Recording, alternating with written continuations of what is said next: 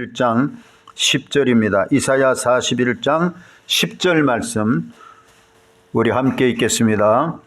두려워하지 말라. 내가 너와 함께함이라. 놀라지 말라. 나는 내 하나님이 됨이라. 내가 너를 굳세게 하리라. 참으로 너를 도와주리라. 참으로 나의 의로운 오른손으로 너를 붙들리라. 아멘. 읽은 말씀 마지막에 나오는 대로 붙들리라고 하시는 말씀이 있습니다. 그래서 하나님께 붙들린 사람, 이런 제목으로 함께 은혜 받기를 원합니다. 여러분, 이 세상은 사람들이 알든지 모르든지 간에 하나님께 붙들려 사느냐 아니면 마귀에게 붙들려 사느냐, 또 성경은 죄의 종로로 가고 있느냐 의의 종로로 가고 있느냐, 그렇게 구분을 하고 있지요. 여러분, 우리가 영적인 일이기 때문에 영이신 하나님께서 나를 붙들고 계시다는 것을 만일 제대로 알고 확신하고 그 믿음이 든든하다면 여러분 어떨 것 같습니까? 전능하신 하나님, 우리를 구원해 주신 하나님이 나를 붙들고 계시다 이 말이에요. 나를 붙들고 계신다. 성경에는 붙들고 계신다는 말씀뿐만 아니고요, 안고 계신다, 품고 계신다, 심지어는 업고 가신다. 업고 가신다, 그렇게 말씀하고 계세요. 그러니까 이 진리가 우리 심령에 정말 큰 확신을 가져온다면은 진짜 항상 기뻐하고 쉬지 않고 기도하고 범사에 감사하는 일들이 일어날 줄로 믿습니다. 반면에 여러분 보십시오. 너희가 예수 그리스도를 믿기 전에는, 너희도 전에는 어둠이더니, 어둠에 속하였더니 진노의 자식이다. 불순종하는 자들 가운데 역사하는 공중의 권세 잡은 자를 따랐지 않느냐. 여러분, 그렇게 말씀하는 것을 보면은 예수 믿지 않는 사람들, 하나님의 은혜로 구원을 받지 못한 사람들은 알든지 모르든지 간에 결국은 마귀에게 종로라, 마귀에게 붙들린 채로 살아가고 있습니다. 몰라서 그렇지, 영적인 일이기 때문에 이 육신의 삶을 통해서는 분별을 못해서 그렇지, 여러분, 마귀에게 붙잡혀 있다고 생각을 보세요. 마지막 사람이 임종하는 순간에 영안이 열린다고 하는데, 그때 이 악하고 더러운 귀신들이 데리러 왔다 하면 붙잡으러 왔다 그러고, 여러분, 그 어둠의 정체들이 막 드러날 때 사람들이 얼마나 두려워합니까? 사람들이 임종하는 것을 뭐 많이는 보지 못했지만 몇 사람 경험을 해보면은요, 와, 여러분, 믿지 않는 사람들은 마지막에 이 죽을 당시에는 얼마나 두려움에 빠지는지 모르더라고. 굉장히 괴로워해요. 여러분, 하나님께서 여러분을 붙들고 계십니다. 이 사실조차 얼마나 감사해야 됩니까? 하나님께서 예수 믿는 우리 성도들을 붙잡고 계시고 붙들고 계시다는 말씀에, 오늘 41장의 이 10절 말씀을 보면은 내가 의로운 오른손으로 너를 붙들리라 말씀하고 계세요. 이 41장을 처음부터 보면은 나의 종, 내가 택한 야곱아, 나의 벗 아브라함의 자손들아, 그렇게 불러가시면서 내가 너를 택하였다, 내가 너를 싫어하여 버리지 아니했다, 내가 너를 싫어한다든지 버리지 아니했다, 그렇게 말씀을 하시면서, 실제로 여러분, 야곱 같은 인생, 오늘 우리가 우리 자신을 생각해도 하나님 앞에서나 세상 사람들로 살아가면서도 버러지 같은 너 야곱아 하시는 말씀도 이 41장에 나온다고요. 버러지 같은 야곱이지만은 하나님께서 그 야곱을 내가 너를 택했다. 너 아브라함의 자손이 아니냐. 내가 너를 붙잡아 주고 내가 너와 함께한다. 두려워하지 말아라, 놀라지 말아라 말씀하시면서 담대해라. 여러분, 하나님께서 주시는 위로의 말씀이시기도 하시고, 우리가 이 말씀을 이제 믿음으로 붙든다면, 아, 내가 예수님을 믿고 나는 이제 하나님의 손에 붙들려 있구나, 예수님의 손에 붙들려 있구나, 삼위 하나님의 손에 붙들려 있구나, 나를 창조하셨고 구원하셨고 또 특별히 우리를 성전 삼으신 삼위 하나님께서는 나와 함께 살아계시면서 나를 붙들고 계시다고 하는 이런 놀라운 약속을 주셨구나. 여러분, 이거 얼마나 감사합니까? 내가 의로운 오른손으로 너를 붙들리라 말씀하고 계세요. 의로우신 분이신데 우리 죄를 다 용서해 주시고 깨끗하고 거룩하게 하시고는 의로운 오른손으로 우리를 붙들어주고 계시고, 여러분, 우리 삶에 하나님께서 약속하신 이 말씀이 얼마나 감사한지. 예수님께서 십자가에 못 박혀 죽으시고 부활하심으로 말미암아 이 약속이 성취가 된 겁니다. 우리를 죄와 사망에서 구원해 주신 우리 주님 예수 그리스도께서는 영원한 생명을 우리에게 주셨습니다. 영생을 주셨습니다. 그래서 나는 부활이요 생명이니 나를 믿는 자들은 죽어도 살겠고 무릇 살아서 믿는 자들은 어떻게 해요? 영원히 죽지 아니하리니 이것을 내가 믿느냐라고 말씀하셨죠. 우리는 예수님 안에서 영원한 생명을 얻었어요. 그러므로 이제 하나님의 자녀들이 됐어요. 하나님이 우리를 붙들고 계시다고 말씀하겠어요. 여러분이 뭘 붙잡고 있다면, 붙들고 있다면 뭘 하려고 그러잖아요. 뭔가 목적이 있잖아요. 호비를 붙잡았으면 뭔가 김을 메고 밭을 이렇게 뭐가 일구고 그러잖아요. 하나님이 우리를 붙들고 계시다는 말은 목적이 있으시다는 말입니다. 또 이 10절에 뭐라고 해서 내가 너를 도와주려고 한다고 말씀하고 계세요. 얼마나 힘이 되는 말씀입니까? 내가 너를 굳세게 하리라. 참으로 너를 도와주리라. 예? 참으로 이렇게 말씀을 하시면서 격려해 주시는 말씀이에요. 민수기 15장 41절을 보면은 거기는 아주 강조하면서 이렇게 말씀하고 계세요. 나는 여호와 너희 하나님이니라. 나는 너희의 하나님이 되려고 너희를 애굽 땅에서 인도하여 내었느니라. 나는 여호와 너희의 하나님이니라. 저 짧은 구절에 나는 너희의 하나님이 돼 주려고 나는 너희 하나님이라 세 번이나 세 번.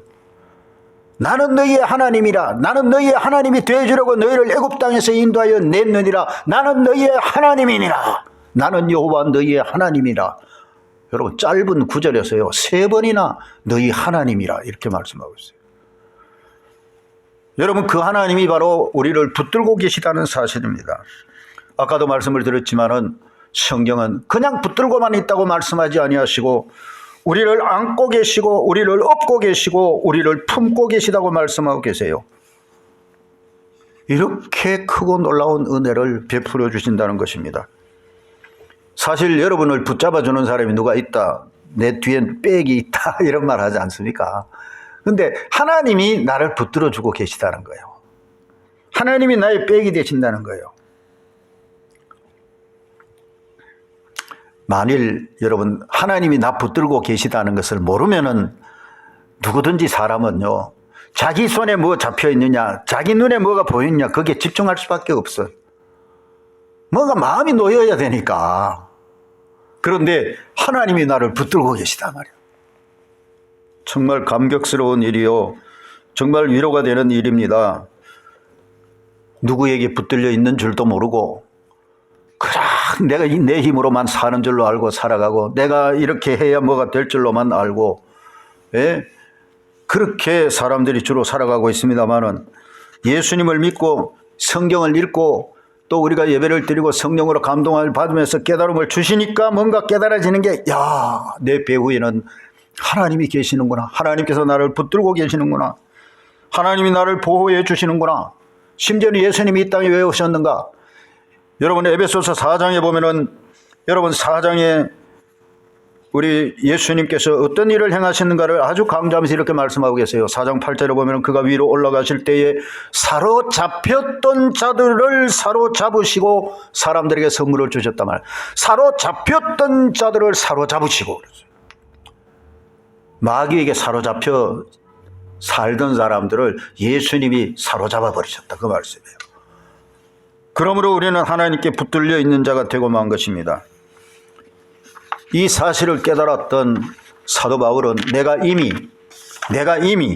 얻었다 함도 아니요 온전히 이루었다 함도 아니라 내가 그리스도 예수께 잡힌 바 된 그것을 잡으려고 달려가노라 그렇게 말씀했어요. 나는 예수 그리스도에게 내가 잡힌 바 되어 있다 말이에요. 야, 얼마나 멋집니까? 사도 바울은 예수님께 사로잡힌 바 되어 있다는 거예요. 그는 또 다른 데는 나는 성령에 매인 바 되어 있다 이랬잖아요. 여러분 삼위 하나님께서 우리를 붙들고 계시고 사도 바울처럼 우리를 사로잡고 계시다는 이 은혜를 우리가 깨닫는다면 얼마나 강하고 담대해지며 위로가 되겠습니까? 다른 번역을 보면은 예수께서 나를 붙들고 계시는 그 목적을 이루려고 나는 달려간다 그런 뜻이에요. 여러분이 하나님이 예수님이 우리를 붙들고 계실 때는 뭔가 목적이 있잖아요. 그 목적을 이루기 위해서 나는 달려간다라고 사도 바울이 고백한 것입니다. 예수님께서 나를 붙잡아 이루시고자 하신 그 일을 붙잡으려고 내가 달려가노라 그 말이에요. 그래서 우리는 정말 선한 싸움을 싸우고 달려갈 길을 마치고 믿음을 지켰다고 고백하는 사도 바울처럼 끝까지 우리가 나를 붙들고 계시는 우리 주님이 뭔가 목적이 있으시다 말이에요. 그래서 우리는 그 주님의 뜻대로 쓰임을 받기 위해서 열심히 달려가는 인생이 되시기를 주의 이름으로 축복합니다. 하나님께서 나를 붙들고 이루시고자 하시는 일이 무엇입니까? 성경에는 구체적으로 여러 가지 개인적인 그런 일들도 많지만 대체적으로 보면은 하나님께서는 우리를 구원해 주시고 첫째는 우리에게 영생을 천국을 주셨어요. 궁극적으로는 하나님의 영광을 위해서 살라고 하십니다.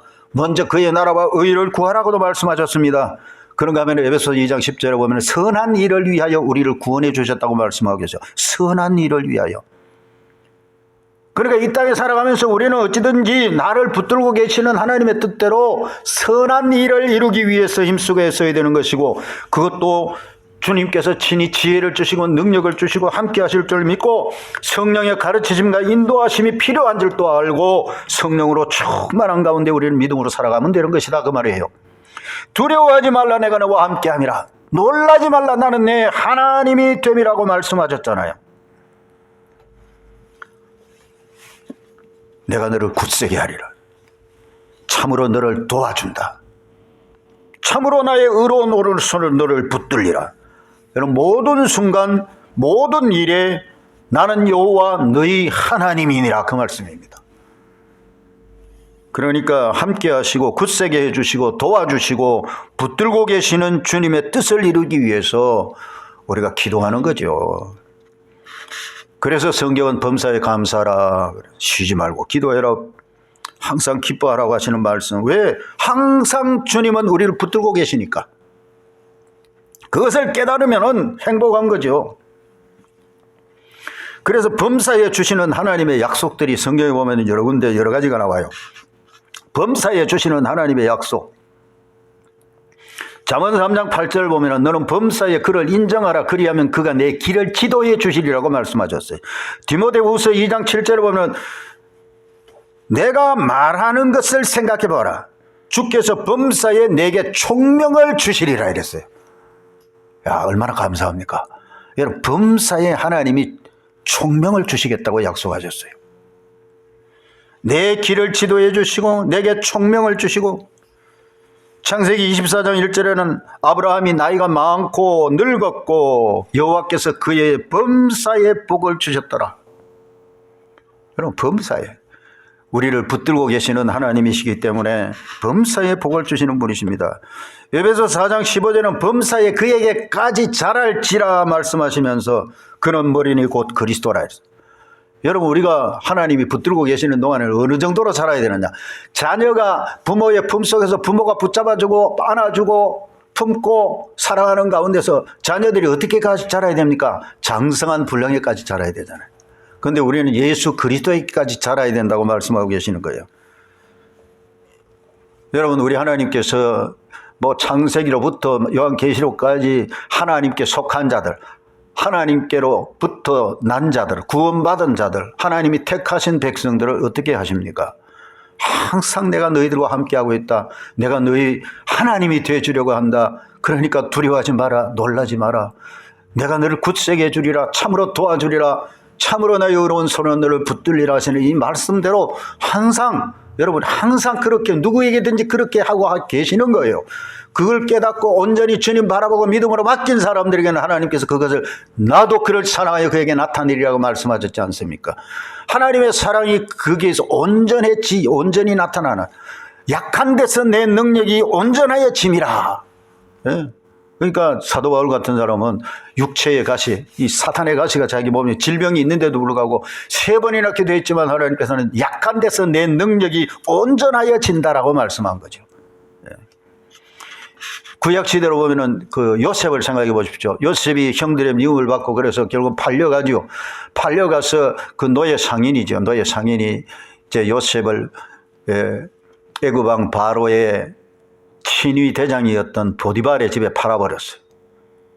성경이 뭐라고 말하는가 하면은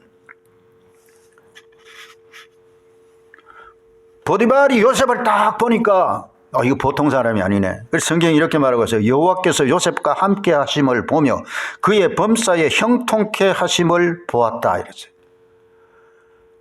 하나님께서 요셉을 붙들어주고 계시는 거예요.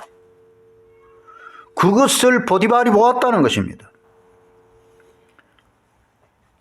우리 하나님의 손길은요, 능하신 손입니다. 하나님의 손을 드시면 만상이 일어선다고 했고, 하나님의 그 능하신 손은 결코 짧아진 적도 없다고 했고, 그러므로 그 손으로 우리를 붙들고 계시면 무슨 일이 일어나겠습니까? 신명기 14장, 15장, 23장을 보면은 특별히 주변에 가난한 자들을 도와주라고 말씀을 하시면서 이렇게 말씀하고 계세요. 가난한 사람들을 자유하게 해주어라. 가난한 사람들이라고 그들을 막 이렇게 갑질하지 마라 그 말이죠. 구워주어도 이자를 받지 말라. 기업이 없는 레위인이나 객이나 고아나 과부들을 배부르게 하라. 그리하면 내 하나님 여호와께서 내 손으로 하는 범사에 내게 복을 주시리라 그랬어요. 이게 하나님의 약속입니다. 여러분, 하나님께 붙들린 사람은 이제 결론적인 말씀입니다. 여러분, 하나님이 나를 붙들고 계시다는 말, 하나님이 뭔가를 하신다는 거예요. 그러면 나는 하나님의 손이 역사하는 대로 순종만 하면 되는 거예요. 하나님이 나를 붙들고 계시는데 내가 알아서 하겠다고 이게 말이 됩니까? 그걸 어떻게 하나님이 기뻐하시겠습니까? 하나님이 나를 붙들고 계시다는 말은 하나님의 뜻대로 나를 사용하시는 줄로 믿고 그저 아멘 하고 순종하고 겸손하게 우리 하나님이 행하시는 대로 따르면 되는 거죠. 그래서 너희 안에 계시는 하나님이시다. 하나님이 기쁘신 뜻대로 너희를 위해서 소원도 주시고 행하게도 하신다. 그 말씀하고 또 딱 떨어져 맞아요. 내가 하나님께 붙들림 바 됐다는 말은 하나님의 영광을 위해서 하나님 뭔가를 쓰시고자 하는데 하나님이 행하시는 대로 내가 순종하면 된다. 이 아주 참 좋은 예화가 되는 게 우리가 붓글씨 처음 배울 때 글씨 잘 쓰고 싶잖아요. 서예 잘하고 싶잖아요. 선생님이 이제 내가 붓을 잡고 있으면 선생님 내 손 위에 이렇게 딱 잡아주신다고. 그러면서 선생님이 이렇게 획을 그으면서 가르쳐 주는 거예요. 나는 그냥 따라만 가면 돼. 근데 선생님이 나를 붙들고 계시는데 이 붓글씨는 내가 써야지 하고 내가 내 마음대로 이렇게 써보세요. 됩니까? 안 되지. 나중에 숙달 되고 배우고 난 다음에는 되지만은 제대로 배우고 나면은 선생님이 붙들고 있는 것과 똑같아요. 그때는 배웠기 때문에. 왜? 그리스도의 장성한 분량에까지 자라간 그런 성숙한 그리스도인은 자기가 사는 게 아니고 내 안에 그리스도가 사시는 걸 믿는 믿음 안에서 산다고 사도 바울처럼 고백하게 돼요. 그래서 그의 안에 산다고 하는 자는 그가 행하시는 대로 자기도 행하는 역사가 일어나는 거죠. 사도 바울 같은 이가 자기가 하나님께 붙잡히고 하나님께 매인받은 것을 알았기 때문에 성령에 매인받고 내가 사는 게 아니다 그리스도가 사신다고 말했던 것은 나는 선한 싸움을 싸우고 나의 달려갈 길을 마치고 믿음을 지켰으니 이제 후로는 나를 위하여 의의 멸관이 예비되었으므로 주 곧 의로우신 재판장이 그날에 내게 그 멸관을 주실 것이라고 나만 아니고 그 예수가 나타나심을 사모하는 모든 자에게 그렇게 하실 것이라고 그는 믿음으로 고백하며 선포했지요. 붙들고 계시는 하나님의 뜻을 따르려면 이제 우리가 구체적으로 매일매일 어떻게 살아야 되는가? 여러분, 말씀 붙들고 살아야 됩니다. 말씀을 붙들고 그 말씀대로 기도하면서 순종하면서 살아가면 되는 겁니다. 이런 말이 있어요. 당신이 무엇인가는 당신이 먹는 음식에 달려있다. 심지어는 이걸 줄여가지고 당신은 당신이 먹는 음식이다. 이렇게까지도 표현을 영어로 보면은 당신이 누구인가는 당신이 먹는 음식에 달려있다가 말이에요. 여러분, 사람이 무엇을 먹는가에 따라가지고 그 몸이 형성이 됩니다. 그의 기질이나 건강이 결국은 결정이 된다 그 말이잖아요. 우리가 무엇을 먹느냐가 그렇게 중요합니다. 우리는 하나님의 말씀을 먹어야 됩니다.